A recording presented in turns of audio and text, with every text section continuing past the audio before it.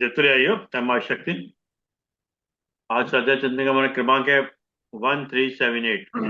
दिन मंगलवार, तारीख 24 फरवरी 2026। आज हमारे बीच में आदरणीय एस सिंह साहब, जॉइंट सेंटर बीएसएनएल गाजियाबाद से है। आज आपका जो विषय है वह है गायत्री मंत्र का अर्थ चिंतन, भाग 15, मंत्र की व्यावहारिकता। आप ज्यादा समझते सिंह साहब से निवेदन करते हैं कि आज का उद्बोधन जाए। धन्यवाद सर।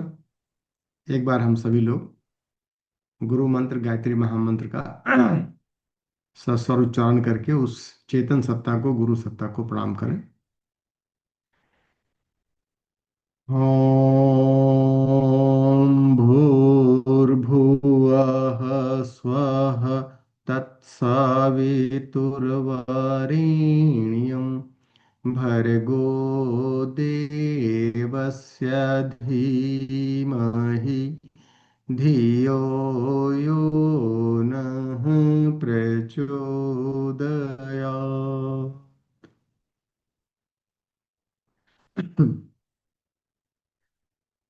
इस कक्षा में उपस्थित सभी स्नेही स्वजनों को नमन बंदन और हृदय से आप सबका आज की इस स्वाध्याय चिंतन की कक्षा में अभिनंदन।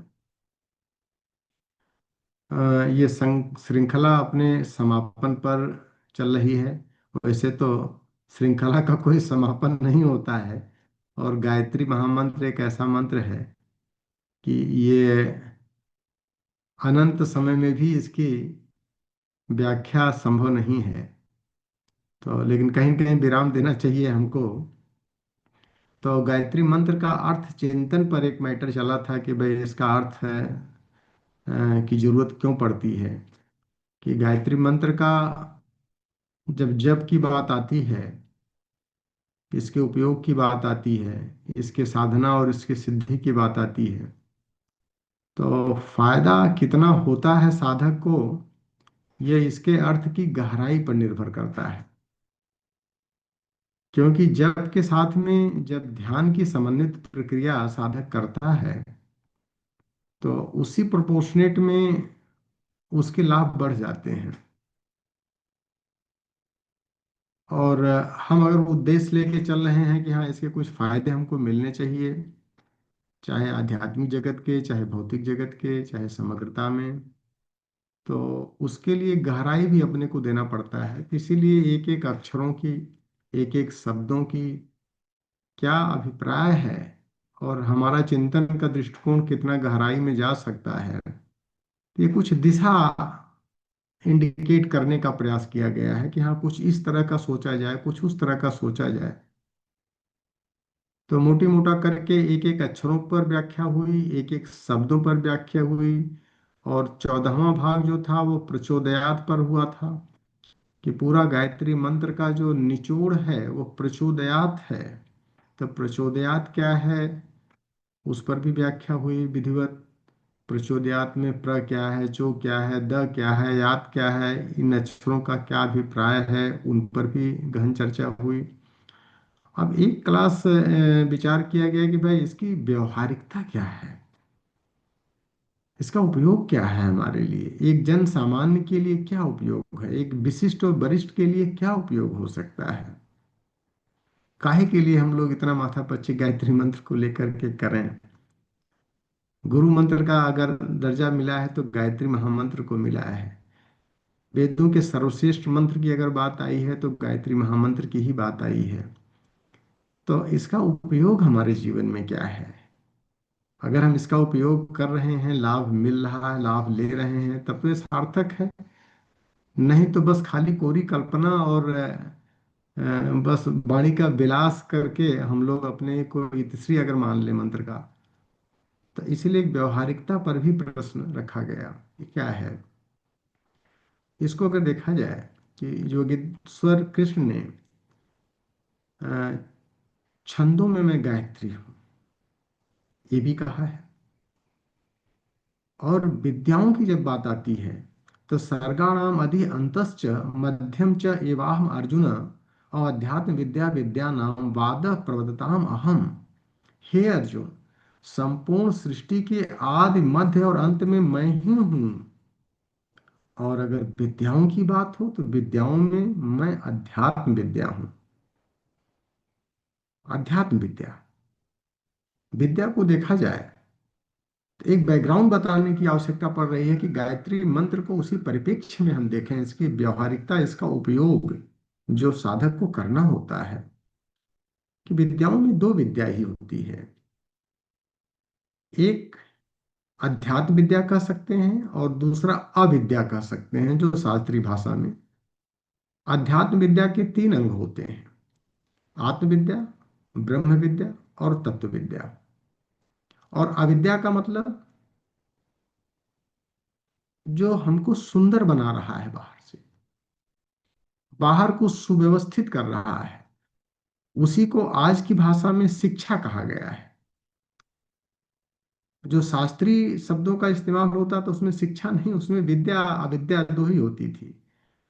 तो अविद्या जो है वो भौतिकता प्रधान है, और जो विद्या है वो चेतना प्रधान। तो सत्यम शिवम सुंदरम की व्याख्या होती है कि जो परमात्मा स्वरूप है, तो सत्यम और शिवम, ये इंडिकेशन हमारा अध्यात्म विद्या करता है। और अध्यात्म विद्या का अगर हमारा आधार है तो जीवन सुंदर भी बनता है, सुव्यवस्थित बनता है, सुविकसित भी होता है। यह विद्या का काम है। तो अविद्या का आधार हमारा विद्या ही हो सकता है। अब अगर हम गायत्री मंत्र को लें, कि गायत्री मंत्र को देखा जाए कि जो हमारे मान्य ग्रंथ हैं, श्रुति, जिसमें वेद आते हैं, तो वेद तो व्यवहारता एक ही था, उसी को सुविधा के अनुरूप तीन भागों में बांट दिया गया, ऋग्वेद, यजुर्वेद, सामवेद। और यही तीन वर्ण व्यवस्था भी थी। और इसी के अनुरूप इन तीनों वेदों में गायत्री मंत्र आया है, अलग अलग स्वरूपों में आया है। उसमें कुछ जोड़ देते हैं, कुछ घटा देते हैं, तो उसकी वैल्यू एडिशन हो जाता है अपने रिक्वायरमेंट के हिसाब से। जब गायत्री मंत्र की बात आती है तो 24 अक्षरों या 23 अक्षरों की गायत्री की बात आती है। तथातः हम उसको 24 लेके चलते हैं, क्योंकि सृष्टि का निर्माण प्रक्रिया भी उसको अगर दर्शनों में लेके चलें तो दर्शनों के हिसाब से भी जोड़ा जाता है। लेकिन कुछ विद्वानों का मत है कि नहीं, 24 नहीं, उसको 23 मान लिया जाए, 23.5 मान लिया जाए, निचलित गायत्री उसको बोल देते हैं, थोड़ा सा छोटी वाली। बाकी तो 24 मान के चले हैं। तो इन पचड़ों में न पड़ करके, इन शास्त्रीय उलझनों में उलझ कर, बजाय उसके हम उसके अधिक से अधिक फायदे को लें। तो तत् से लेकर के आप तक, तत्सवितुर्वरेण्यम भर्गो देवस्य धीमहि धियो यो नः प्रचोदयात्, यही गायत्री मंत्र है। इसमें अगर हम विभूतियों को यूज कर देते हैं और ओंकार के साथ में, प्रणव के साथ में, तो तीन विभूतियों को जोड़ते हैं तो ये ब्रह्म गायत्री बन जाता है। तो ओम भूर्भुवः स्वः तत्सवितुर्वरेण्यं भर्गो देवस्य धीमहि धियो यो नः प्रचोदयात्, इसको ब्रह्म गायत्री। शब्दों के मायाजाल में अपने को नहीं उलझना है। इसको आप दूसरे रूप में इसको सावित्री भी कह सकते हैं। सावित्री गायत्री में कोई अंतर नहीं है, बस खाली ठीक है, एक बहिरंग को दुरुस्त करती है, एक अंतरंग को परिष्कृत करती है। उसका खाली एप्लीकेशन का है, हम इसको नाम कुछ भी दें। और इसी में अगर हम तीन विरोधी के बजाय 7 विरोधी को जोड़ दें तो ये पढ़ाने का खाली तरीका हो सकता है।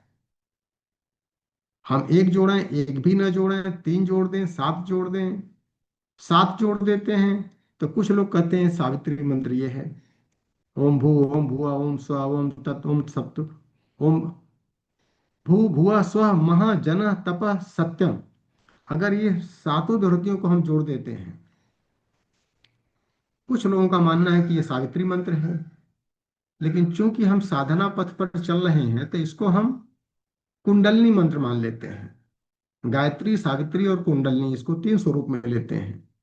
और चूंकि गायत्री एक प्राण विद्या है, अपने को प्राण का ही जागरण करना होता है, और अपनी यात्रा मूलाधार से सहस्रार की तरफ होती है साधक की, तो मूलाधार से सहस्रार को परिष्कृत करने के लिए जो साधना पथ को हम अपनाते हैं वो कुंडली जागरण है। इसीलिए जब प्राणायाम साधक करता है तो प्राणायाम में इस मंत्र का उपयोग करता है, क्योंकि उसमें कुंडली का जागरण है। उसमें जड़ात्मक ऊर्जा को चेतनात्मक ऊर्जा में रूपांतरित करने की विद्या है। तो इसके तत्व दर्शन को जानते हुए इसका उपयोग करने की बात है। जब तक हम इसका उपयोग नहीं करेंगे तो खाली हमारी कोली कल्पनाएं और वाणी का विलास ही होकर रह जाएगा। उपयोग महत्वपूर्ण होता है। स्वामी विवेकानंद ने जब अध्यात्म का गहन अध्ययन किया और जाकर के गहराई में साधना की वेदांतों को, तो एक नए वेदांत को जन्म दे दिया उन्होंने, व्यवहारिक वेदांत। कि वे वेदांत का उपयोग क्या खाली चर्चा पर चर्चा के लिए है, या किसी पहाड़ और पर्वत पर और हिमालय की गहन गुफा में जा करके वहां साधना करने? नहीं जी। इसका उपयोग हमको खेत में, खलिहान में, गांव में, गलियों में, वहां पर अगर हम करने लगे तो ये विद्या की उपयोगिता कही जाएगी। जो हमारे ऋषि महर्षि मुनि तपस्वी योगी ब्राह्मण, इन लोगों ने जो दिया है अपने तप का निचोड़, वो जन सामान्य के कल्याण के लिए दिया है। ये खाली विशिष्टों और वरिष्ठों के लिए नहीं दिया गया है। तो इसकी उपयोगिता को हम जरूर समझने का प्रयास करें। तो अगर हम इसके रेफरेंसेस को लें कि तीन वेदों में, ऋग्वेद में, यजुर्वेद में, सामवेद में, तो कहीं से हमने विभूतियां उठा लिया प्रणव के साथ में। यजुर्वेद में 3-4 जगह ये सूत्र आ रहा है, और उसमें एक जगह कंप्लीट ब्रह्म गायत्री भी आ रहा है। ओम भूर्भुवः से लेकर के और याद तक आ जा रहा है। इसी तरह से सामवेद में भी आ रहा है। लेकिन तीनों वेदों का जो एप्लीकेशन है, जो व्यवहार है, जो उसका प्रैक्टिकल है, उसी को हमने अथर्ववेद कह दिया है। तो जो अथर्ववेद में आता है, तो अथर्ववेद में गायत्री मंत्र तो नहीं आता है, लेकिन गायत्री मंत्र का व्यवहार जरूर आता है, एक जन सामान्य को समझने समझाने के लिए, ताकि वो हमको प्रेरित करे। वहां पर भी प्रेरित करने की बात आई है। तो वहां पर गायत्री मंत्र दूसरे स्वरूप में आ रहा है। ओम अस्तुता मया वरदा वेद माता प्रचोदयंताम, वहां पर प्रचोदयंताम आ रहा है, यहां पर प्रचोदयात आ रहा है। दोनों प्रेरित ही कर रहा है। और फायदा क्या दे रहा है? वो फायदा भी बता दे रहा है। आयु प्राणम प्रजाम पशुम कीर्तिम द्रविणम ब्रह्म वर्चसम। ये 7 लोक की बात चल रही है, और सातों में 7 तरह के फायदे। 6 जो है वो भौतिक संसार के लिए है, जीवन को खुशहाल बनाने के लिए है, जीवन को सुविकसित और सुव्यवस्थित करने के लिए है। लेकिन अपना लक्ष्य सिर्फ यहीं तक नहीं है, आत्यांतिक लक्ष्य है, जो मनुष्य जीवन का उद्देश्य है। इन सारे सुख सौभाग्य को लेते हुए दिव्य भोगों के साथ हम भोगों से परे हो जाएं। उसी को मोक्ष कहा गया, उसी को अपर कहा गया है, उसी को मुक्ति कही गई है। 7वां वही है, ब्रजेत ब्रह्मलोकम तक यात्रा कराती है, क्योंकि प्राण विद्या है। और इसकी वैज्ञानिकता में अगर देखें तो एप्लीकेशन तो अपनी जगह एक प्रेरित कर रहा है हमको, लेकिन जो तीनों वेदों में उसका सूत्र आया है, उसका विज्ञान समझने की जरूरत है। वो सामान्य मंत्र नहीं है, वो पूरी बॉडी के जो हमारे मर्म बिंदु हैं उनको हिला करके रख देता है, अगर हम ध्यान के साथ में समन्वित प्रक्रिया करते हैं जब की। तो इसलिए जब भी तरह तरह के कराए गए हैं, चाहे ऋग्वेद के अनुसार करें, चाहे यजुर्वेद के अनुसार करें, चाहे सामवेद के अनुसार, सबके अपने महत्व हैं। तो मंत्र का हम उपांशु जप भी करते हैं, ब्रह्म गायत्री भी, संध्या ब्रह्म संध्या भी करते हैं। उसके साथ में हम गा करके भी जप कर सकते हैं, मना नहीं है। सामवेद गायन की बात करता है, ऋग्वेद ध्यान की बात कर रहा है, और यजुर्वेद जहां पौरुष की बात आती है, यज्ञ की बात आती है, सामर्थ्य की बात आती है, वहां पर हम यज्ञ विधि हवन के माध्यम से भी गायत्री मंत्र का जप कर सकते हैं। और इन सब से परे अगर लिया जाए तो लेखन के माध्यम से भी आत्मा में सीधे प्रकाश देता है, कि जहां पर हम पूरी तरह से कंसंट्रेट हो जाते हैं, हमारे अंग अवयव इंद्रियां भी कंसंट्रेट हो जाती हैं। लेकिन इन सब में जो प्रोसेस बताया गया है, जिस पर चर्चा पहले ही क्लास में हुई थी, कि इसकी वैज्ञानिकता है।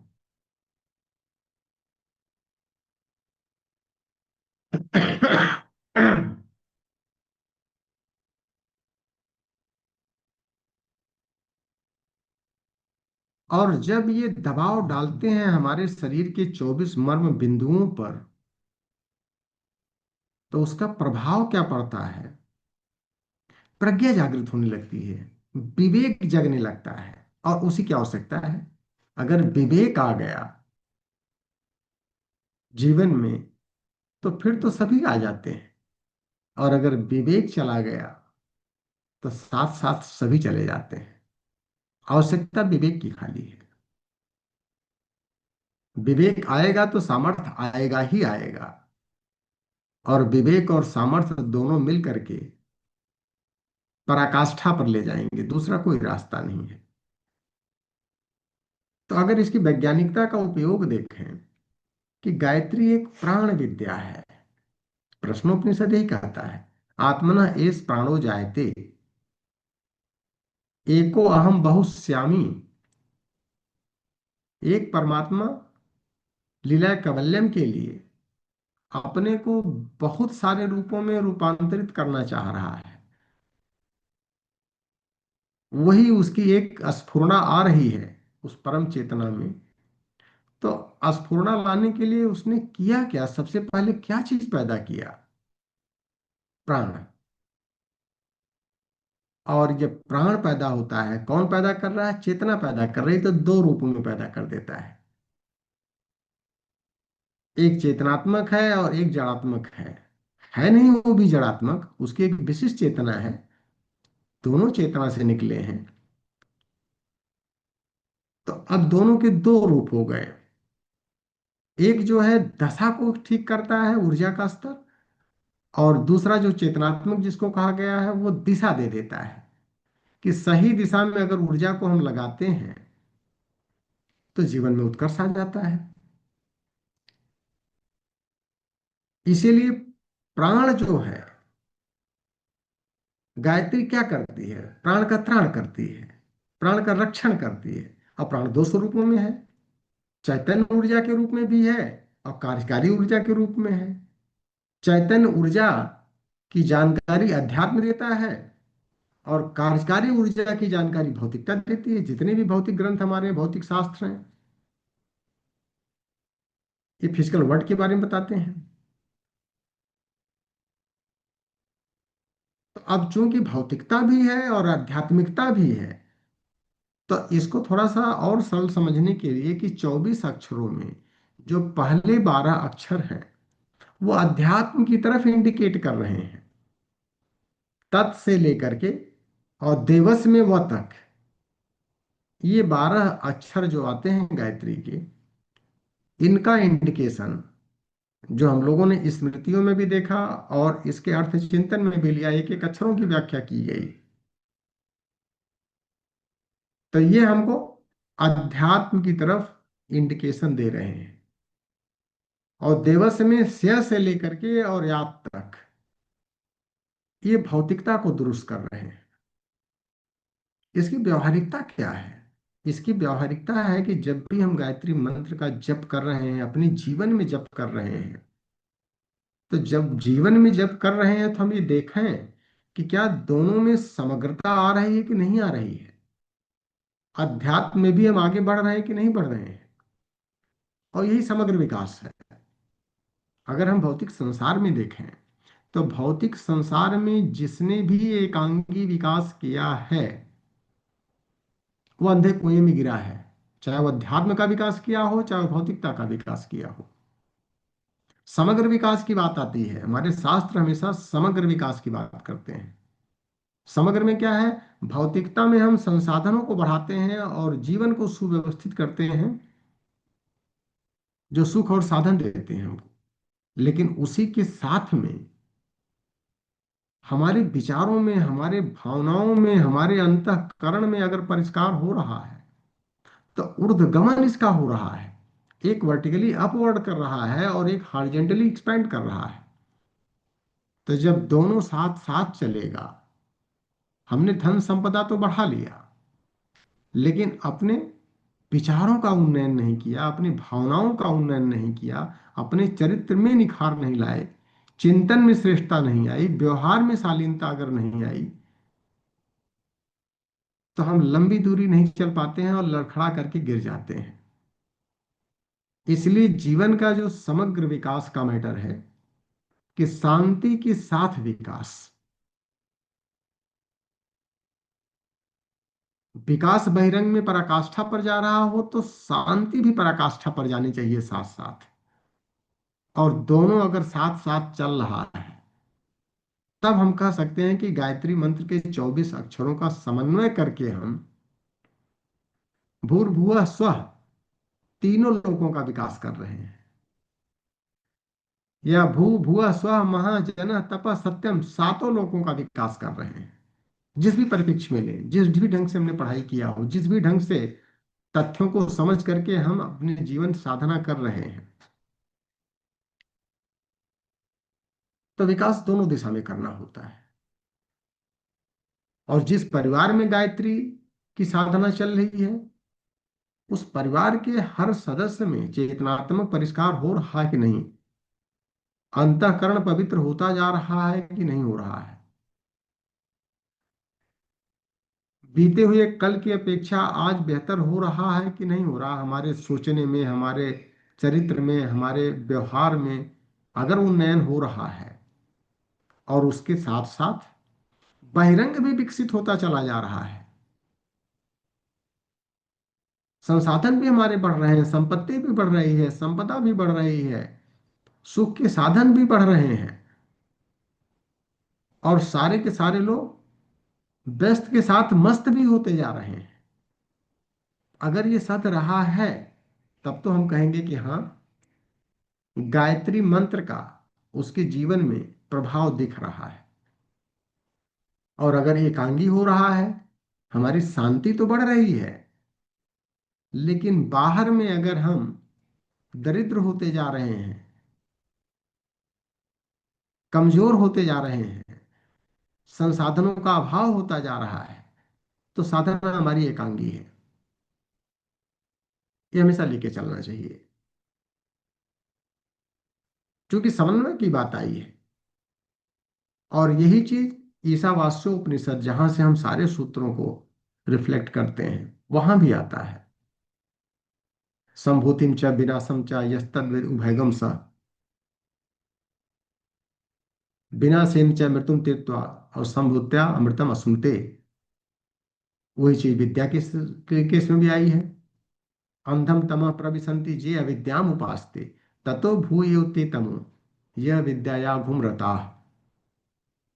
ऐसे लोग जो एकांगी विकास करते हैं, एकांगी चलते हैं, खाली संस्कारों की बात करते हैं, खाली शांति की बात करते हैं, उनका लास्ट में हश्र क्या होता है, अंधे कुएं में गिरते हैं। और वही दुर्दशा उनकी भी होती है जो खाली संसाधनों की बात करते हैं, धन दौलत की बात करते हैं, संपत्ति की बात करते हैं, अपने एकांगी बड़प्पन को रिफ्लेक्ट करते हैं, वो भी अंधे कुएं में गिरते हैं। तो शास्त्र मत क्या है? शास्त्र मत है विद्याम च अविद्याम च यस्तद वेदो उभयगम स। अविद्या मृतम तीर्थवा विद्या अमृतम अश्नुते। विद्या और अविद्या, शिक्षा और संस्कार दोनों को साथ साथ लेके चलें, क्योंकि दोनों के उद्देश्य अलग हैं। शिक्षा हमको जीवन में सुखमय जीवन बनाएगा, मृत्यु के परे कर देगा। मृत्यु के परे का मतलब मृत्यु को दूर कर देगा, संसाधन प्रदान कर देगा। लेकिन विद्या अमरत्व प्रदान कर देगी, और यही जीवन का उद्देश्य है। तो गायत्री मंत्र समग्रता में आपको लाभ देता है, भोग भी देगा और मोक्ष भी देगा। बाकी सब या तो भोग देंगे या तो मोक्ष देंगे, लेकिन गायत्री विद्या अध्यात्म विद्या की विद्या है, सर्वश्रेष्ठ अध्यात्म माना गया है।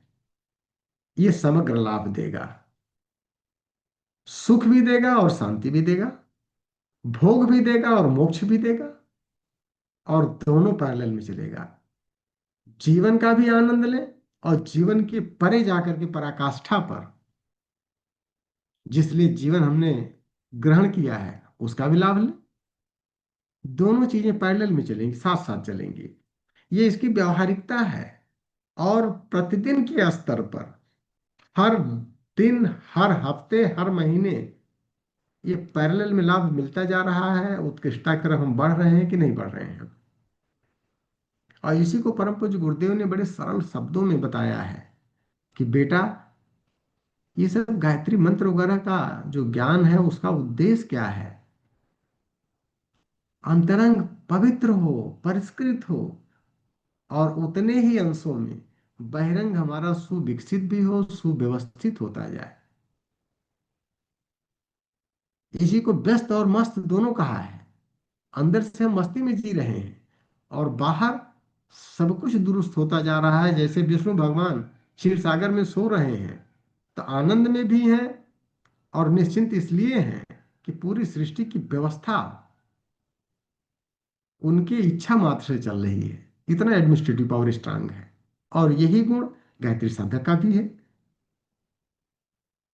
तो हमको इस एंगल से लेके चलें कि हमारे व्यवहार में अगर ये आ रहा है, हमारे जीवन में अगर ये उतर रहा है, तब तो हमारी गायत्री साधना सही दिशा में चल रही है।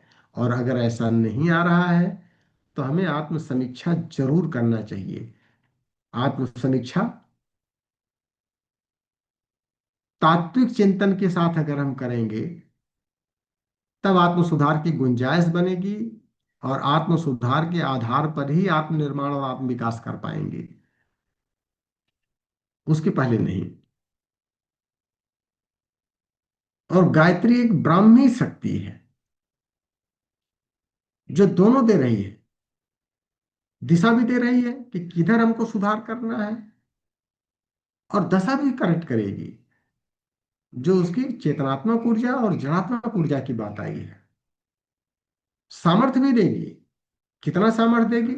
जितना चेतना का उन्नयन, जितने अंशों में ज्ञान बढ़ेगा उतने अंशों में शक्ति भी बढ़ेगी। दोनों पैरेलल चलेगा।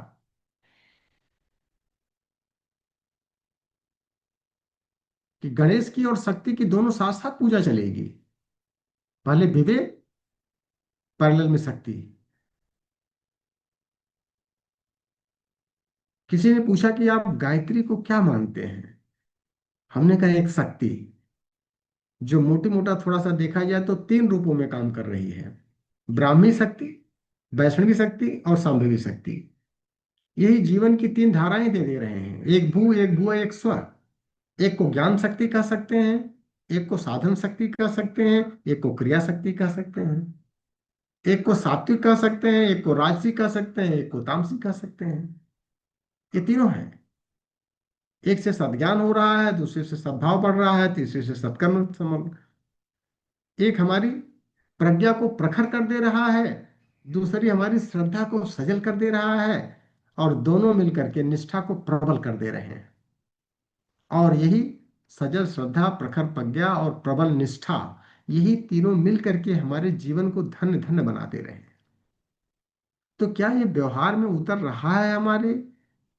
या खाली हम लोग कोरी कल्पना और वाणी का विलासी कह करके श्री कर दे रहे हैं? ये बड़ा महत्वपूर्ण टॉपिक हो जाता है। और इसी आदि शक्ति को, आदि शक्ति हमारे माँ है,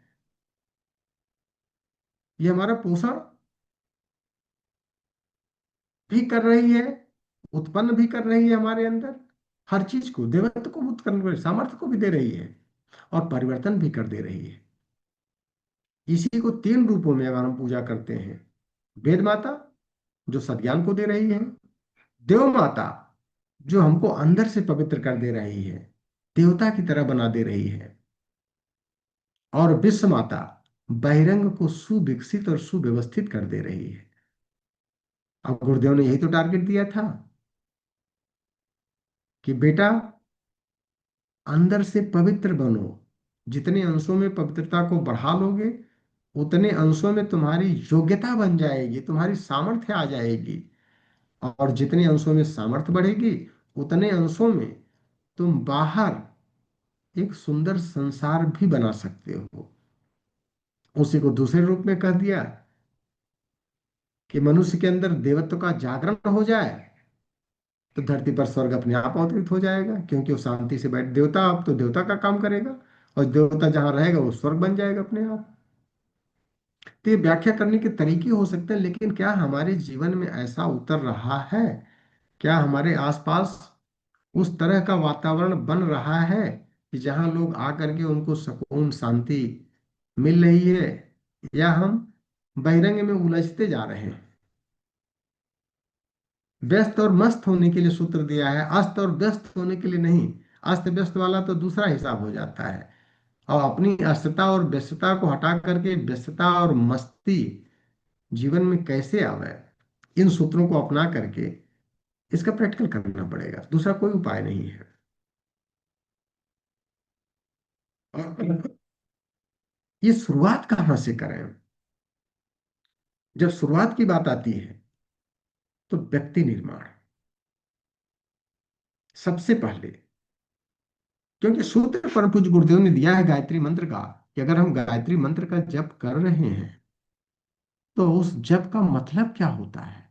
बड़ा इंपॉर्टेंट सूत्र उन्होंने दिया है जीवन में उसको उतारने के लिए, कि गायत्री मंत्र को कैसे जीवन में व्यवहारिकता में उतारा जाए। और पहले अध्याय में जहां पर चूंकि उन्होंने एक अवधारणा दिया था कि प्रज्ञा युग आने वाला है, इसमें प्रज्ञा की प्रचुरता रहेगी और प्रज्ञावान लोग ही दिखेंगे, तो प्रज्ञा आएगी कैसे? उसका सूत्र उन्होंने दिया है: तत्व चिंतनतः प्रज्ञा जागृति आत्म विनिर्मित। तत्व चिंतन से ही प्रज्ञा जगेगी, और प्रज्ञा जिसकी जग रही है वो करेगा क्या? पहले आत्मनिर्माण करे, दूसरा नहीं कुछ करेगा। वो बाहर नहीं भटकना शुरू कर देगा, आत्मनिर्माण, आत्म समीक्षा करेगा, आत्म सुधार करेगा, आत्मनिर्माण करेगा, आत्म विकास करेगा, अपने ज्ञान की, अपने सामर्थ्य की, अपने निष्ठा की वृद्धि करेगा, तभी आत्मनिर्माण हो पाएगा।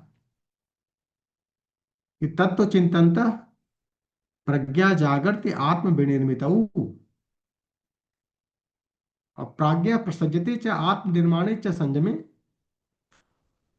तस् अति सरला विश्व निर्माण शास्त्र भूमिका, दृश्यम मानव, दृश्यम कठिनम मानपि ज्ञानम कर्म भवे ततः। बड़ा इंपॉर्टेंट सूत्र उन्होंने पहले अध्याय के ही प्रज्ञोपनिषद में रख दिया है कि तत्व चिंतन से ही प्रज्ञा जगती है, दूसरा कोई रास्ता नहीं है। तत्व चिंतन मतलब यथार्थ को हम समझने का प्रयास करें कि रियलिटी क्या है, हम कोरी कल्पनाओं में न जाएं, उसको व्यवहार में उतारें। जो भी दर्शन में दिया गया है, जो शास्त्रों में दिया गया है, वेदों में दिया है, हमारे जीवन में उतर रहा है कि नहीं, या खाली चर्चा पर चर्चा करने के लिए है। और प्रज्ञावान का लक्षण आत्मनिर्माण करेगा, और जो आत्मनिर्माण कर पा रहा है संयमशीलता के माध्यम से, उसके लिए विश्व निर्माण करना, समाज निर्माण करना, राष्ट्र निर्माण करना, परिवार निर्माण करना बहुत ही सरल है, यद्यप दिखने में कठिन लग रहा है। क्यों? क्योंकि वही व्यक्ति जो आत्मनिर्माण कर सकता है, उसी के अंदर वो प्रतिभा है कि जो ज्ञान को कर्म में रूपांतरित कर सकता है। और यहीं पर पहचान होती है कि प्रतिभाशाली कौन है। प्रतिभाशाली वो नहीं है कि जो चर्चा कर रहा है शास्त्रों की बैठ करके। प्रतिभाशाली वो है जो अपने विचारों के माध्यम से, अपनी भावनाओं के माध्यम से, अपनी कर्मनिष्ठा के माध्यम से ज्ञान को कर्म में रूपांतरित कर दे रहा है। उसको वाणी से बोलने की आवश्यकता न पड़े, आचरण में उसकी जब दिखने लगे, उसका बहिरंग जब सुविकसित होने लगे, लोग उससे आके पूछें, भाई ऐसा क्या तू कर रहा है यार कि तेरे जीवन में सब बल्ले बल्ले हो रही है। वहां उसको प्रतिभा कहा गया है। और उसका सूत्र परम पूज्य गुरुदेव ने उसी हिसाब से दिया है। तो आत्मनिर्माण करने के बाद ही वो व्यक्ति परिवार निर्माण करेगा। तो अगर कोई गायत्री साधक है और सही दिशा में साधना कर रहा है, तो उसके जीवन में आपको दिखेगा कि हाँ, वो व्यक्ति भी ठीक चल रहा है, उसका परिवार भी ठीक चल रहा है। और धीरे धीरे करके उसके परिवार के आसपास जो उसका 10 20 50 100 लोगों का एक बड़ा परिवार है, समाज जिसे कहते हैं, वो भी उसी दिशा में शेप लेता चला जा रहा है। स्टेप बाय स्टेप जाना पड़ेगा। पहले स्वयं के व्यक्तित्व को परिवर्तन करना है। और जब तक हम स्वयं को रूपांतरित परिवर्तित नहीं करेंगे, तब तक परिवार हमारी बात नहीं मानेगा। क्योंकि परिवार को हमको मुंह से आदेश नहीं देना है, अपने आचरण से देना होता है। और फिर समाज जब देखेगा कि हाँ, इतना सब कुछ अच्छा होता जा रहा है, तो वो भी साथ साथ चल पड़ता है। तो उसका परिवार थोड़ा सा बड़ा होने लगता है। यही दर्शन हमारे पिताजी ने भी दिया, परम पूज्य गुरुदेव ने। उन्होंने अपने को निचोड़ा, और निचोड़ने के बाद जो भी उन्होंने 24 साल 25 साल 30 साल निचोड़ लिया, और जब उनका लक्ष्य आत्मनिर्माण का पूरा हो गया, तब उन्होंने मुंह खोला कि बेटा, मैंने प्रैक्टिकल किया है, मैंने अपने जीवन में स्वयं को धोया है, मैंने अपने को ब्राह्मण बनाया है। मैं जन्मजात ब्राह्मण नहीं हूं। जन्मजात तो सभी शूद्र होते हैं, लेकिन इतना धोया है, इतना धोया है कि मैं ब्राह्मण बन गया हूं, मैंने अपने को संत बना लिया है।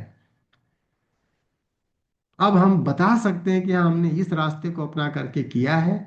तू भी कर, तू भी बन जाएगा, तेरे ऊपर भी माँ गायत्री की कृपा रहेगी।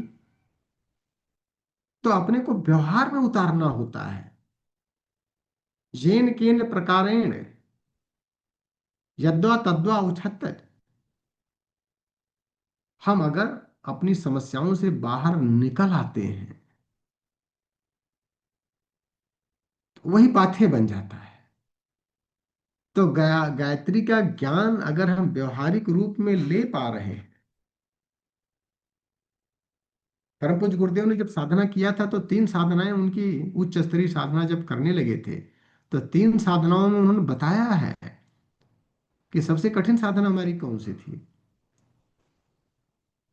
पहली साधना उन्होंने किया मातृवत परदारेश की, कई सरलता में हो गई थी बेटा। उसके बाद पर द्रव्येश लोष्ठवत की, वो भी आसान थी। लेकिन जब आत्मोत सर्वभूतेश की साधना करने लगे, उसमें बहुत कठिनाई आई। आत्मस्वरूप उन्होंने अपने को बना लिया। हर जीव जंतु पशु पक्षी चराचर जगत उनके अंदर समाहित है। सबके प्रति उनका प्रेम जो है, जब छलक पड़ा, तब उन्होंने उसकी चुनौती भी दिया कि बेटा, अगर कोई कहता है कि तुम्हारा पिता ज्ञानी नहीं है तो मान लेना, तपस्वी भी नहीं है तो भी मान लेना, सामर्थ्यवान नहीं है तो भी मान लेना, लेकिन अगर कोई मेरे प्रेम पर चुनौती देना तो मत मानना। मान लेना कि हमारे पिता इस धरती पर सबसे ज्यादा प्यार करने वाले व्यक्ति हैं। जब उनकी आत्म सर्वभूतेश की साधना सध गई, तो अंतःकरण को हमको इतना परिष्कृत और पवित्र कर लेना पड़ता है कि आत्मा सर्वभूतेश की साधना सबसे टफ पड़ जाती है। तो हम बहिरंग को विकसित भी करते रहें, अंतरंग को परिष्कृत भी करते रहें, और दोनों का फायदा जब समग्रता में हमारा विकास होगा, शांति और विकास, तभी मिल पाएगा। और जब तक हम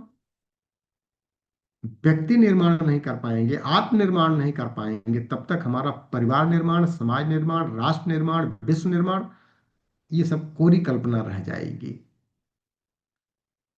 तो हम चाह रहे थे कि आज थोड़ा सा समय जो है चर्चा, चूंकि एक तरह से गायत्री अर्थ चिंतन पर आखिरी कक्षा मानी जाए इसको, तो इस पर थोड़ा सा और लोगों के भी विचारों को लिया जाए, क्योंकि व्यवहारिकता पर स्वामी विवेकानंद ने व्यवहारिक वेदांत की बात किया है। द्वैत, अद्वैत, विशिष्टाद्वैत, द्वैताद्वैत के इन सब चक्रों में छोड़ो, व्यवहार में अध्यात्म आया कि नहीं, वेदांत को व्यवहारिक स्वरूप क्या है। जब ये हमारे अनपढ़ भाइयों के भी जीवन में उतरने लगे, जो नहीं शिक्षा ले पाए हैं, सबको अधिकार है चराचर जगत में। तो हम चाह रहे थे कि हम अपनी वाणी को थोड़ा सा यहाँ पर विराम दें और लोगों की भी बातें सुनी जाएं, नहीं तो एक तरफा फिर भाषणबाजी हो जाएगी। कोई बात नहीं, सभी लोग अनम्यूट हैं। इस संबंध में कोई जिज्ञासा, कोई प्रश्न बनता है? आदरणीय श्रीवास्तव साहब, आप भी अपनी जिज्ञासा रख लीजिएगा। आपका सवाल आदरणीय पीएम सक्सेना के माध्यम से आया था। सर वो सवाल नहीं था, वो तो गूढ़ ज्ञान था। वो तो चलिए, जैसा खाली भी एक था, मतलब खाली एक प्रश्न। बहाना रहता है सर। जो जो विद्वान लोग रहते हैं वो एक बहाने से रख देते हैं भाई, एक हमारा प्रश्न वो शिक्षण है सर, उसमें कोई प्रश्न नहीं नहीं है। जी, नहीं नहीं, और शंका का और आदरणीय समाज। सक्सेना साहब तो हमारे इतने वरिष्ठ हैं हम्म, कि हम देखते हैं कि हम्म, महर्षि अरविंद की टोटल फिलॉसफी जो सामान्य व्यक्ति के पल्ले नहीं पड़ती है, जी जी। हमने इन्हीं से सीखा। इनकी दो चार कक्षाएं जब हमने हम्म, अटेंड किया, तो किस गहराई में जा करके इनकी पीड़ा महर्षि अरविंदो को लेकर के है। हम्म, तो ये तो हम सबके शिक्षण के लिए आया था, उसमें कोई प्रश्न नहीं था ऐसा। चलिए। बाकी हम चाहते हैं कि अपने मुखार बिंदु से ही आशीर्वाद दें, हम सबको तो ज्यादा अच्छा रहेगा। जी श्रीवास्तव साहब, नहीं बताइए। नहीं, नहीं नहीं, जो मतलब मेरा प्रश्न था उसका उत्तर मुझे मिल गया है, और अच्छी तरह समझ में आ गया जो मतलब शंका थी। और बहुत बहुत धन्यवाद। मैं इस चलिए, समाधान हो गया। आदरणीय ऋषि साहब भी कुछ बोलेंगे, मेरे ख्याल से काफी शांत। उसमें सर असल में जो वो एक तरह से खाली वो प्रश्न एक बहाना था, उसमें जो लिखा गया था उसमें खाली यही था कि भाई किस गायत्री मंत्र को असली गायत्री मंत्र माने। गायत्री मंत्र तो दोनों है, लेकिन जब उसका हम वैज्ञानिक परिप्रेक्ष्य लेते हैं, तो हम्म, जो हमारे बॉडी की एनाटॉमी और फिजियोलॉजी है, उसके अंदर जब परिवर्तन होने लगता है, तो वो ब्रह्म गायत्री मंत्र से ही आता है। क्योंकि उसकी अभ्यास जो है, उसकी साधना हमने हर रूप में किया है। सामान्य गायत्री को भी लिया है, ब्रह्म गायत्री को भी लिया है, और उसके अलावा 24 गायत्रियों का भी उसमें अभ्यास किया गया है, और कुंडलनी का भी अभ्यास किया गया है। तो लेकिन जो ब्रह्म गायत्री है, वो विवेक को जागरण करने में बहुत मदद करती है। लेकिन उससे ज़्यादा जो जरूरी पड़ता है, वो जप के साथ में ध्यान हम क्या कर रहे हैं। और ध्यान जैसे जैसे साधक का स्तर ऊंचा होता जाता है, परम पूज्य गुरुदेव की आलोचना हुई थी इस पॉइंट को लेकर के कि गायत्री का चित्र बना दिया आपने, ये संभव ही नहीं है। तो उनका उद्देश्य वो बताना नहीं, उनका उद्देश्य ये था कि भाई गायत्री जप करने का अधिकार सबको है। चराचर जगत में जब गायत्री फैली है, तो हर प्राणी को है, इंसान तो छोड़ दें। तो ऐसी स्थिति में शुरू कहाँ से करे व्यक्ति। तो शुरू करने के लिए उन्होंने एक, जो हमारे अंदर दुनिया भर के विकार रहते हैं, उन विकारों के साथ सामंजस्य स्थापित करते हुए साधक आगे बढ़े, इसीलिए उन्होंने एक बढ़िया सा युवती का माता के रूप में प्रोजेक्शन कर दिया। उद्देश्य उनका ये नहीं था कि हम बतावें कि भाई गायत्री मूर्ति है। गायत्री मूर्ति नहीं हो सकती, वो एक प्रतीक को लिया उन्होंने। और प्रतीक जो है वो सनातन का प्राण है। हम प्रतीक को छोड़ नहीं सकते, लेकिन प्रतीक के ही सहारे रह भी नहीं सकते। प्रतीक के आगे जाना है अपने को। तो जैसे जैसे साधक का स्तर ऊंचा उठता जाता है, तो शुरू में वो स्थूल प्रतीकों को लेता है, और गहराई में जाता है तो सूक्ष्म प्रतीकों को लेता है, और गहराई में जाता है तो निराकार को लेता है। निराकार में भी जब गहराई में जाता है तो हिरण्यमय प्रकाश के अलावा कोई चारा ही नहीं बचता, और ये ज्ञान प्रकाश है, ये कोई लाइट नहीं है, ये तो नॉलेज की लाइट है, जिसको हम वर्चू कह सकते हैं, जिसको हम संवेदना कह सकते हैं, करुणा कह सकते हैं, आत्मीयता कह सकते हैं, जहां पर कलेजा उछल रहा है, वो प्रकाश आने की बात है। तो अब उस स्टेप पर एक साधारण व्यक्ति नहीं समझ सकता, इसलिए शुरुआत उसको कराई जाती है कि चलो भाई, गायत्री माता का फोटो देख लो, कितनी अच्छी माता हमारी है, आशीर्वाद देंगी। थोड़ा और आगे बढ़ा, अच्छा अब सूर्य भगवान का देख लो। अब सूर्य भगवान का धीरे धीरे करके स्टेप स्टेप, कि सविता उसको मान लिया गया है कि जब सूर्य उदय नहीं हुआ है उसके पहले का जो काल है वो सविता काल हो गया। और जैसे जैसे उसकी स्कैटरिंग के माध्यम से किरणें आती हैं, और वो किरणों में सूरज का बड़ा आकार रहता है कि जो रियल नहीं रहता, वर्चुअल होता है, जिसे हम वर्चुअल कहते हैं, वो आदित्य बोल दिया गया। उसके बाद जब सूरज की किरणें डायरेक्ट आने लगती हैं, सूरज की साइज छोटी हो जाती है, सुनहला हो जाता है, उसको भास्कर कह दिया गया।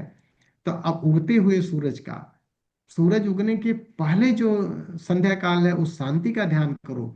स्टेप बाय स्टेप साधक को आगे बढ़ाया जाता है, फिर निराकार स्वरूप का कराया जाता है, फिर उसमें प्रकाश का ध्यान कराया जाता है। और सविता जो है, सविता सूरज नहीं है, सविता तो सूरजों का प्रसव, सूरज की मां है, ब्रह्म चेतना को कहा गया है। लेकिन एक सामान्य साधक जो प्रारंभिक दौर में होता है, वो सविता नहीं समझ सकता है, इसलिए उसको एक अलंकारिक शैली ही बताई जाती है। उगते हुए सूरज को सविता मान लो, सूरज को सविता मान लो, अच्छा जो लाल वाला दिख रहा उसी को सविता मान लो। ये स्टेप बाय स्टेप अपने चेतना का परिष्कार करने के लिए किया जाता है। और जब साधक इन सब कक्षाओं के परे हो जाता है, तब उसके अंदर संवेदना जगती है, और वही गायत्री का असली स्वरूप है। चेतना ही प्रकाशित कर रहा है, आत्मना ये प्राणो जायते। तो उस प्राण को संवेदनात्मक हम कह सकते हैं, कि जब किसी की हम मदद करते हैं और द्रवित होकर के करते हैं, तो जो आनंद आता है वो प्रकाश है, उस चेतना की बात की गई है। तो जी सर, तो इसलिए उसमें ध्यान में तो स्टेप बाय स्टेप जैसा अपना स्तर होता जाएगा, उसी हिसाब से ध्यान होता जाएगा। मैं अब आप तो कुछ नहीं बोलना चाह रहा, आज का मैंने अनुभव बहुत बोल अच्छा देता हूँ। एक्सप्लेन किया था आपने। हाँ, देवऋषि साहब अपना आशीर्वाद दें। नहीं, किसी ने और बोलना तो बोल ले। आप भी बोलो कुछ। अच्छा, मैं क्या आज आज के इसी अनुभव, इसी पे आज का अनुभव मैं बताना चाह रहा हूँ। जी डायरेक्ट इसके संदर्भ में तो नहीं है, लेकिन हो सकता है इससे भी ऊपर हो। आज सुबह उठा तो है सारा असर गायत्री का, ये मतलब अवस्थाओं की बात है। और सुबह उठा तो बाहर पता चला कि मैंने एक 4 साल पहले एक छोटा सा सैंपलिंग लगाई थी पौधे का, जकरंडा। जी तो 4 साल से उसको आस्ता आस्ता आस्ता बढ़ाता हूँ, 12-14 फुट हो गया था। तो आज सुबह उठा तो चौकीदार ने, मैं देखा अरे ये पेड़ कहाँ गया, किसी ने पेड़ बिल्कुल नीचे से काट दिया। किसी ने घर लिया है और किसी को बोला के उसको कटवा दिया ताकि उसकी पार्किंग की जगह बन जाए। बोले, अब ये क्या, इसका क्या, कितना ट्रेजिक है मेरे लिए, इसका बताना संभव नहीं है। जिस पेड़ को मैंने लगाया, ये ऑलमोस्ट जैसे हमारी मेरी वाइफ का देहांत हुआ था, उसी लेवल का ही समझिए कि मैं एकदम हुआ। और बाइक का मेरा बेटा 7 बजे की बात है, वो जा रहा था ऑफिस, वो भी घबरा गया। तो लेकिन उसने ऑफिस जाना चला गया। मैंने इधर उधर पता किया, पता चला ये हुआ ये हुआ। और अब क्रोध वैसे कंट्रोल है मेरा पूरा, लेकिन अवस्था, उस अवस्था को रोकने के लिए मेरे पास वो क्या उपाय था, आध्यात्मिक अवस्था को। मैं अगर समाधि में मैं चला गया, मैं समाधि लगाई मैंने। ये अवस्था मैंने, ये मौका, ऐसा अवसर मैंने पहली बार किया है क्योंकि इस अवस्था, इसको कैसे कैसे संभाला जाए, कैसे काम डाउन किया जाए, कैसे क्रोध को रोका जाए, कैसे कुछ किया जाए। समाधि में मैं गया, काफी देर समाधि में रहा, और प्रभु की कृपा रही, मैं उसमें पास हुआ, उत्तीर्ण हुआ, काम डाउन हुआ, और सब जगह बात फैल गई है कैसे ऐसे हुआ है। सभी तरफ से क्षमा के अपोलोजाइज करने लग गए। हॉर्टिकल्चर डिपार्टमेंट, नोएडा अथॉरिटी का, RWA में जिसके थ्रू किया था उसने कहा था, मैंने कहा था ऋषि साहब से पूछ लेना। और क्योंकि हॉर्टिकल्चर कमेटी का मैं ही हेड हूँ यहाँ का, सेक्टर का भी। तो करते कराते मतलब आनंद में ये हुआ कि मैं शांत हूँ अब। इतना बड़ी ट्रेजेडी के बाद मैं शांत हूँ। ये क्योंकि मैं गायत्री के सिवा तो कुछ करता ही नहीं हूँ, कोई पूजा नहीं करता, कोई पाठ नहीं करता, कुछ नहीं करता, कोई अभी निराकार है। और आज मैं समाधि में बैठा था तब भी निराकार में ही था, और कहीं और रहा। तो ये अवस्था मैं आपको साझा करना चाह रहा था। आप देखिए मेरा अभी चेहरा देखिए कि ऐसी ट्रेजेडी हो चुकी है मेरे साथ। कोई किसी को सब लोग पहले चलिए आपको दिल बहलाते हैं, ये मैं कहा मैं बिल्कुल शांत हूँ। सब तरफ से सबको क्षमा भी कर दिया मैंने, और सब मेरी माफी मांग रहे हैं जिन्होंने किया। उसकी वाइफ, उनकी पत्नियों के फोन आए, उनकी सहेलियों के फोन आए, सेक्टर से सब जगह से आ रहे। इसका बड़ा दुख हुआ। सबने सोचा ये ऑसबोल पर्सनल ट्रेजिडी है, ये सारे सेक्टर की ट्रेजिडी है। क्योंकि अब 4-5 साल पहले ऐसे इस तरह के पेड़, जकरंडा के पेड़ कम से कम 20 लगाए थे सेक्टर में, एक भी नहीं बचा था, सिर्फ यही बचा था क्योंकि मेरे घर के पास था साथ, तो और मैंने इसका टेक केयर किया। तो ये अवस्था, ये वो साधना की अवस्था, गायत्री साधना की अवस्था के निर्भर कितना पड़ता है, क्या अवस्था है, इन चीजों से जीवन में पता चलता है। आप हमेशा बिल्कुल ठीक है कहते हैं सर, कि बिल्कुल ठीक है। आचरण में लाने से ही पता चलता है। तो आज मुझे बड़ा एक, मैं अपने बेटों को भी लिखा भाई मैं इसमें उत्तीर्ण हुआ, सक्षम हुआ भाई, मैं शांत हो पाया हूँ। बड़ा आनंद क्या, फिर उस आनंद की अवस्था में पहुंच गया। तो यह बहुत साझा बढ़िया सर। करना चाहता था। बहुत अच्छा हुआ आपका आज प्रवचन भी इसी पर था। तो ये आज का अनुभव है इसका। हाँ। बहुत बढ़िया सर, बहुत बढ़िया सर। तो और कोई अपना कुछ विचार व्यक्त करना चाहें तो सर बताएं, कुछ मार्गदर्शन किया जाए। और श्रीवास्तव आप ही करिएगा। आपको, आप पहली बार आए, रोजाना आया करें, डेली क्लास होती है उसी लिंक पर। नहीं ठीक है सर, ज्वाइन किया करूंगा। वो जो लिंक उसको सेव कर लीजिएगा, वही 6 to 7 टाइम है। ठीक ठीक ठीक। आजकल थैंक कहाँ यू है सर। श्रीवास्तव आप? मैं लखनऊ तो में? बंगलौर में बेटे के पास हूँ। बंगलौर। वैसे लखनऊ रहता हूँ तो। तो बंगलौर में इतनी क्या ठंड है, आपने स्वेटर पहना हुआ है? यहाँ तो गर्मी है। तो बस सावधानी हटी दुर्घटना घटी वाली बात है, तो बहुत सावधानी बढ़िया, रखना है। बहुत बढ़िया। नहीं, स्वेटर स्वेटर तो हम नहीं पहने हुए थे। नहीं, वो बंगलौर में है सर, आप अब नोएडा में है। बंगलौर में मौसम नहीं गर्म नहीं, होता है। बंगलौर में आ रहा हूँ, करीब 8-10 साल से जाड़ों में आ जाता हूँ, तो इस हम्म, साल सबसे अधिक ठंडक पड़ी है यहाँ जो है।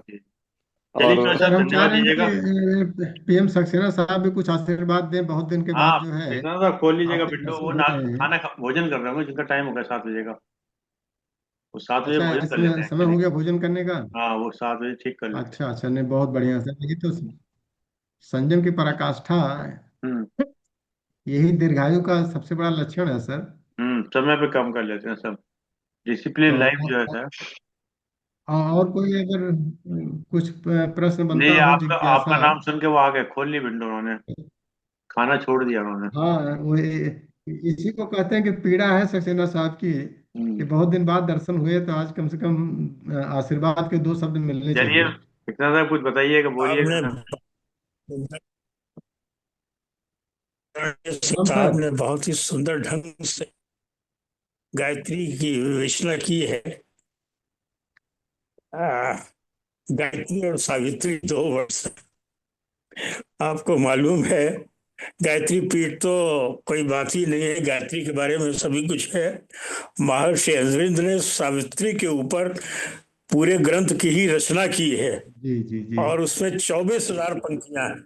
जी और सावित्री को चित्रित किया है एक ऐसे अवतार के रूप में, जो इस संसार की जो वर्तमान स्थिति है, मन प्राण और शरीर का जो ये अज्ञान में जगत है, जो मृत्यु से त्रसित है। कुछ लोग तो ऊपर में चले जाते हैं, भ्रमण करे जाते हैं, लेकिन आदमी के ऊपर चले जाने से, समाज में चले जाने से, ऊपर के लोगों के भ्रमण कराने से इस संसार को मुक्ति नहीं मिलना है, इस संसार को त्राण नहीं मिलना है दुखों से। बिल्कुल ठीक है सर। तो महर्षि अरविंद को अपने ग्रंथ सावित्री में एक ऐसी परिकल्पना की है जिसमें वो माँ सावित्री स्वयं अवतरण करके इस पूरी मानवता को दुख से, तमाम चीजों से त्राण दिलाएगी और एक ऐसी चेतना के ऐसे स्तर की कल्पना जिसकी है जिसको कि अतिमानस कहा है। ये सब तो और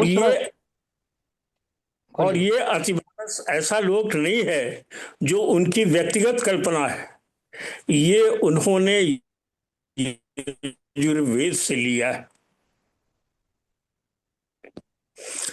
तो सावित्री उस स्तर, उस चेतना को नीचे इस विश्व में उतार करके ऐसी स्थिति आ गई है। वो कहते हैं कि मनुष्य की जो योनि है वो अंतिम अवस्था नहीं है विकास क्रम की। विकास क्रम का जो कॉन्सेप्ट है वो हमारे वेदों में भी मौजूद है, केवल डार्विन नहीं है। महामानव का कॉन्सेप्ट केवल नीचे का कॉन्सेप्ट नहीं है। जो आने वाला, वो कहते हैं कि अब हम विकास क्रम की उस स्थिति में पहुंच गए हैं जहां ये जो सामान्य मन के स्तर से गाइड होने वाला मानव है, अब इसके स्थान पर जो सहज बोध है, इंट्यूटिव है स्थिति है मानव मन की, उससे गाइडेड बीइंग, उससे गाइडेड भी सत्ता इस धरती पर उतरने वाली है। और वो अवतरण कोई और नहीं, वो सावित्री और गायत्री उसका अवतरण कराने में सक्षम है। पुरुष नहीं, चित्त शक्ति। उन्होंने दो पार्ट्स में बांटा है, एक एटर्नल, एक तो स्टैटिक ब्रह्म है और एक डायनेमिक ब्रह्म है। स्टैटिक ब्रह्म तो स्थिर है, निष्क्रिय है, शांत है, लेकिन जो उस चेतना का अवतरण कराएगा वो गत्यात्मक ब्रह्म होगा, और वो है सावित्री, गायत्री, जिसका आपने इतना सुंदर विवेचन अभी भी किया है। मैं आपको आपकी विवेचना के लिए साधुवाद देता हूँ। हमारे एसपी श्रीवास्तव साहब ने मुझे 2 प्रश्न भेजे थे, वो मैंने शर्मा जी को फॉरवर्ड कर दिए थे और वो आपके पास शायद पहुँच गया हूँ। बहुत सुंदर सर, बहुत सुंदर सर। और बिल्कुल जो कुछ अरविंद जी ने कहा है, तो महर्षि अरविंद ने जो दर्शन दिया है, और उसी को अभी एक सौभाग्य अपने को मिला था कि पातंजल योग दर्शन को कंप्लीट और अभी इसी सैटरडे को करना पड़ा है। तो उसका जो आखिरी सूत्र है वह पुरुषार्थ शून्य नाम से और चित्त शक्ति इति वहीं पर जा करके समाप्त होता है। तो जो आपने बताया है कि चित्त शक्ति को उन्होंने बहुत इंपॉर्टेंस दिया है, और वही चित्त शक्ति ही अतिमानसी अवतरण की अवधारणा को वही ला करके उसको रियलाइज करा सकती है। और हम सबका प्रयास उसी दिशा में छोटे छोटे साधना अभ्यासों के माध्यम से चलने का है। उसमें महर्षि पातंजल योग दर्शन के जो 195 सूत्र हैं उन पर भी धीरे धीरे करके अभ्यास चल रहा है, परिपक्वता की तरफ आगे बढ़ रहा है। और महर्षि अरविंद की फिलॉसफी चूंकि थोड़ा सा क्लिष्ट पड़ती थी, इसलिए इन सब साधनों को सदुपयोग लेना पड़ता है। और वो सामान्य स्तर के लोगों के लिए समझना जो है, अतिमानसी अवस्था जो है, अचेतन अवस्था, सुपर कॉन्शियस का जो उन्होंने अवधारणा दिया है, वो कठिन है, लेकिन यह है कि असंभव नहीं है। और थोड़ा सा चूंकि एक्चुअली कठिनाई ये होती है, जी जी ध्यान देने की आवश्यकता है। महर्षि अरविंद 2 लोकों में विभाजित करते हैं। अगर चेतना एक संपूर्ण गोल स्फीयर है, तो जो अपर हेमिस्फीयर है वो सचित और आनंद है। सचित आनंद की परिकल्पना सबको है, सब जानते हैं। और उसके नीचे है शरीर, प्राण और मन, फिजिकल, वाइटल एंड मेंटल। ये जो अधो जगत है अज्ञान से भरा हुआ है, जो ऊर्ध्व जगत है सच्चित आनंद, वो अति चेतन है, ज्ञान से भरा हुआ है।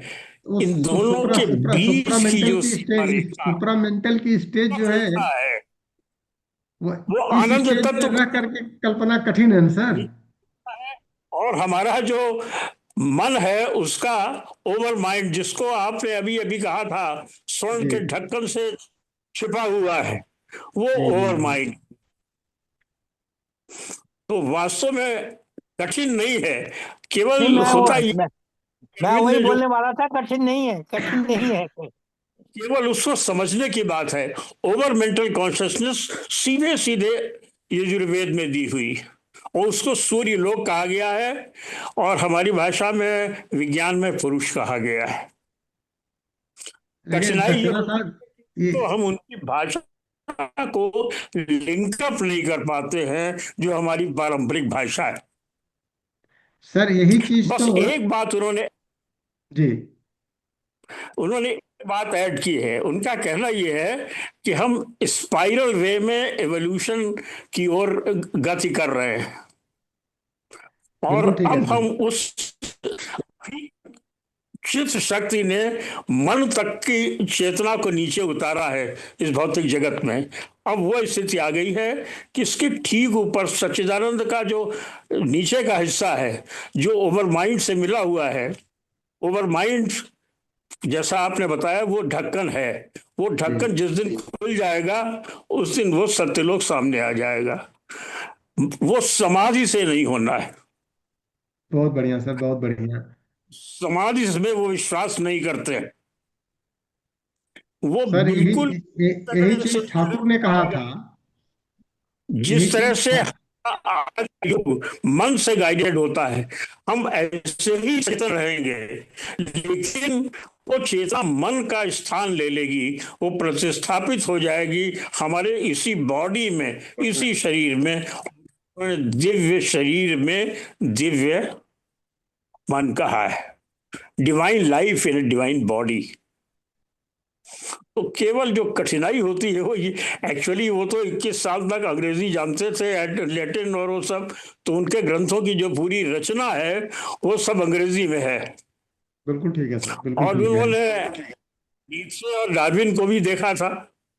तो कठिनाई ये होती है कि उनकी भाषा को जो रूपांतर भी हुआ वो बड़ा कठिन है। पढ़े, बिल्कुल और ठीक है हमारे सर। गुरु जी आचार्य शर्मा जी तो मदर से और शेरविंद से मिले थे, जी जी तो जी उन्होंने जी। ये आशीर्वाद दिया था आप जहां जो कार्य कर रहे हैं वो ठीक कर रहे हैं। नहीं, बहुत स्ट्रांगली उन्होंने मतलब कि रिकमेंड किया था कि ये सारी दिव्य सत्ताएं हैं, और दिव्य सत्ताएं जो है विभूतियों को प्रेरणा देती रहती हैं सर।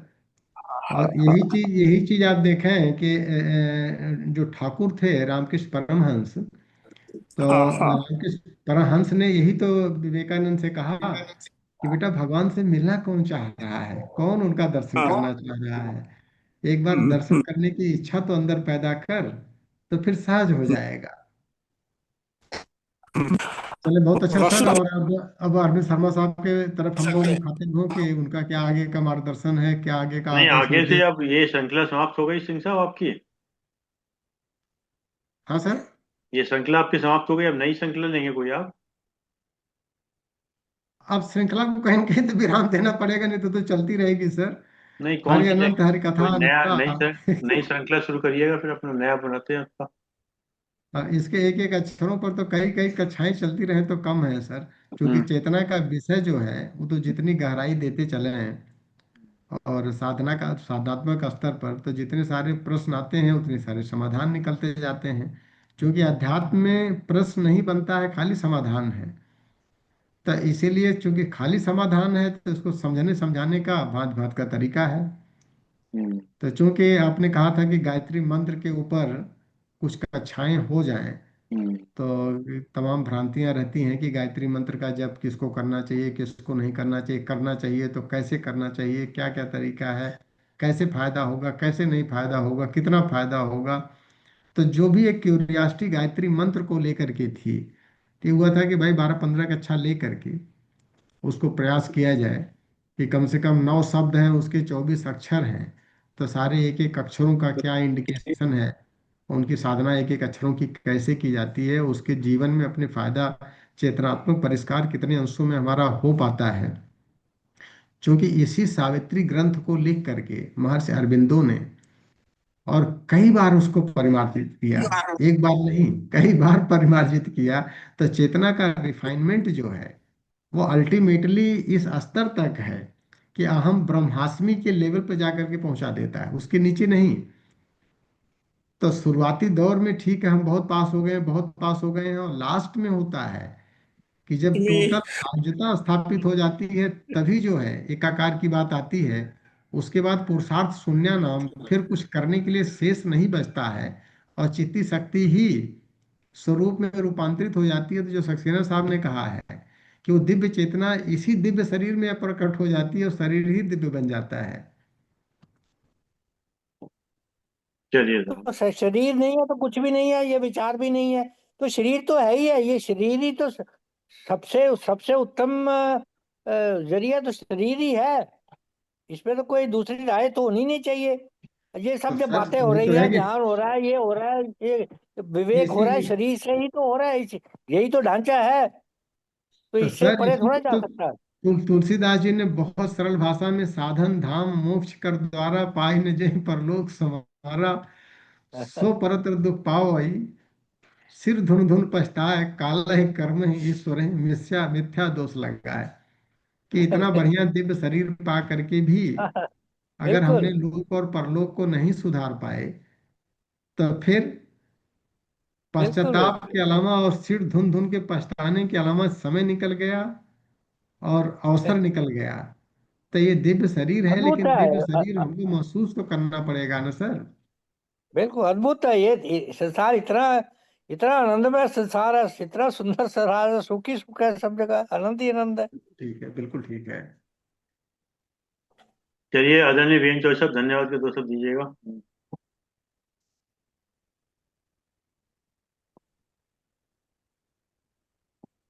व्यासपीठ को धन्यवाद दीजिए चौधरी साहब। व्यासपीठ नहीं है ना आज, यही तो इसलिए धन्यवाद देने का नहीं, तो मन नहीं आज कर तो रहा। जो इस कुर्सी पे बैठा है वो व्यासपीठ पे ही है। नहीं, सबसे पहले तो मैं श्री अरविंद शर्मा जी को धन्यवाद देना चाहता हूँ, जिनके मार्गदर्शन में या जो सूत्रधार बन के इस सारे नाटक करा रहे हैं हम लोग सब। तो और हमारे शर्मा जी सुभाष नाटक हो रहा है, चंद्र नाटक नाटक हो रहा है। सुभाष चंद्र सिंह जी को बहुत बहुत धन्यवाद, जो हमें कई तरह के प्रवचनों से अपनी ज्ञान धारा अपना प्रवाहित करते रहे हैं। और मैं उम्मीद करता हूँ और प्रार्थना भी करता हूँ कि बंद मत कीजिए, आगे किसी और रूप में जरूर चलाइए, क्योंकि ये आपको हम छोड़ना नहीं चाहते हैं, मिस नहीं करना चाहते हैं। तो, और आप तो नजदीक के हैं यहीं के, तो क्या दिक्कत क्या है।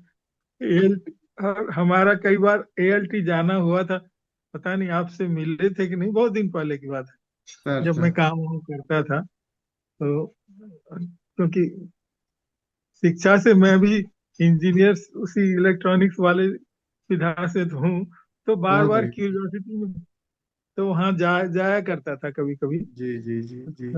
आज आपने सावित्री और गायत्री दोनों के कैसे कैसे एक ही है, उसका एक ही तरह का रूपांतरण है, इस पर प्रकाश डाला। और क्या खूबी से आपने उसको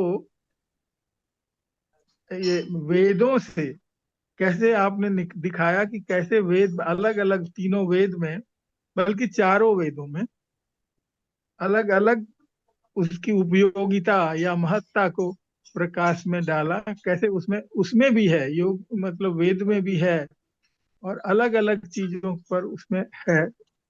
तो ये सब चीजें हम लोगों के लिए, हमने तो नहीं पढ़ा है वेद, इसलिए हम लोगों के लिए बहुत अच्छी बात लगी। ये शिक्षा भी हुई और ज्ञान भी हुआ और विवेक में भी थोड़ी वृद्धि होगी। मैं बहुत बहुत धन्यवाद करता हूँ आपका, और हमारे सक्सेना जी और श्रीवास्तव जी का जो प्रकाश इस पर चल रहा वो भी बहुत अच्छा रहा। बहुत इनका तो खैर सक्सेना जी का तो कई कई प्रवचन सुन चुके हैं हम, तो उनके लिए बहुत बहुत धन्यवाद, आगे भी सुनेंगे ये उम्मीद रखते हैं। बहुत बहुत धन्यवाद। और हमारे देव ऋषि जी को अपना एक एक्सपीरियंस, सैड एक्सपीरियंस बताना पड़ा।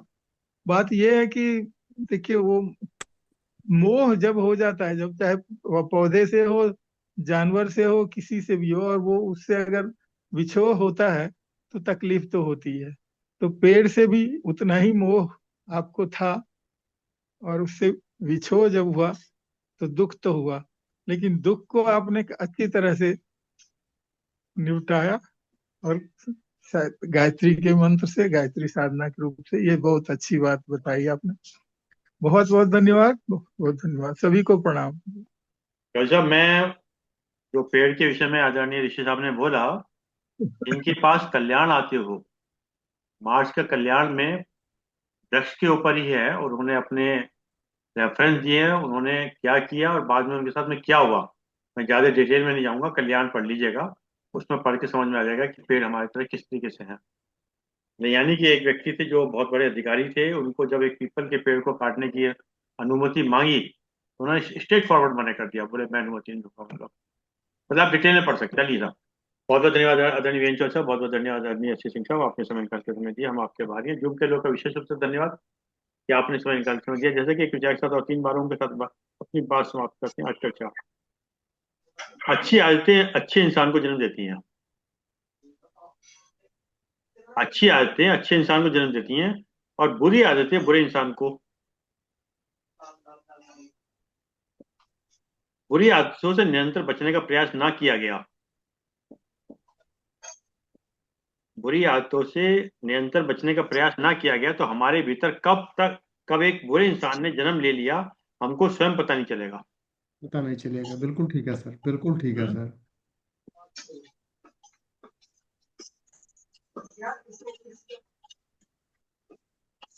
एक सेकंड, कोई चलिए सर, अभी पिक्चर बाकी है। भीतर कब एक बुरे इंसान ने जन्म ले लिया, हमको स्वयं पता नहीं चलेगा। बुरी आदतें ही हमारे प्रगति मार्ग में सबसे बड़ी बाधक होती हैं। बुरी आदतें ही हमारे प्रकृति मार्ग में सबसे बड़ी बाधक होती हैं। यदि बुरी आदतों को समय रहते सुधारा ना गया तो वो किसी भी मनुष्य के लिए एक अभिशाप की तरह उसके अपयश एवं अपकीर्ति का कारण बन जाती हैं। बहुत अच्छा, बहुत अच्छा। बुरी बिल्कुल ठीक। आदतें यदि समय रहते सुधारा ना किया तो वो किसी भी मनुष्य के लिए एक अभिशाप की तरह हम उसके अपयश एवं अपकीर्ति का कारण बन जाती हैं। बुरी आदतों का भी अपना एक नशा होता है। बुरी आदतों का भी अपना एक नशा होता है। समय से यदि उन्हें रोका ना जाए तो वो ये भी लत बन जाती है। बहुत अच्छा, बहुत अच्छा, बिल्कुल सही है सर। अगर समय से ना रोका जाए तो ये भी एक लत बन जाती है। आइए 3 बार का उच्चारण करते हैं। ओम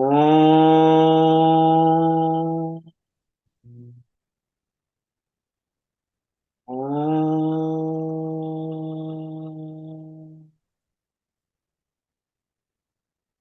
ओम।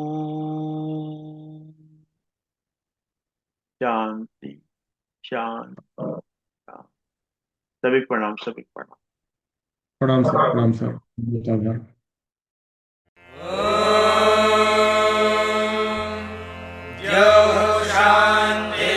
शान्तिरन्तरिक्षं शान्तिः पृथिवी शान्तिरापः शान्तिरोषधयः शान्तिः वनस्पतयः शान्तिर्विश्वे देवाः शान्तिर्ब्रह्म शान्तिः सर्वं शान्तिः शान्तिरेव शान्तिः सा